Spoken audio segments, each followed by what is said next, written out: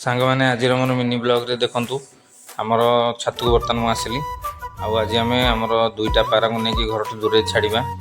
ତ ଦେଖନ୍ତୁ ପ୍ରଥମ ପାରା ଆମର ଦେଖନ୍ତୁ ଆମର ଏଇ ହ୍ୱାଇଟ୍ ଚିନି ଅଛି, ତା ସହିତ ଆମର ଏଇ ବର୍ଷର ପଠା ଦେଖନ୍ତୁ ଏ ବ୍ଲାକ୍ ଚିନି ଅଛି। ତ ଦୁଇଟା ଯାକ ଆଜି ଆମେ ଘରଠୁ ଦୂରରେ ଛାଡ଼ିବା। ତ ପ୍ରଥମତଃ ହ୍ୱାଇଟ୍ ଚିନିକୁ ପ୍ରଥମ ଛଡ଼ା ଯାଇଥିଲା, ତ ଆଜି ଏ ପଠାକୁ ବି ଛଡ଼ାଯିବ। ତା ସହିତ ଦେଖନ୍ତୁ ବର୍ତ୍ତମାନ ଆମେ ତାଙ୍କୁ ନେଇକି ଯାଉଛୁ। ଆଉ ଘରଠୁ ଏଥର ଟିକେ ଡିଷ୍ଟାନ୍ସରେ ଛାଡ଼ିବା, ପାଖାପାଖି 2 ରୁ 3 କିଲୋମିଟର ଦୂରରେ ପାରାଙ୍କୁ ଆଜି ଛାଡ଼ିବା।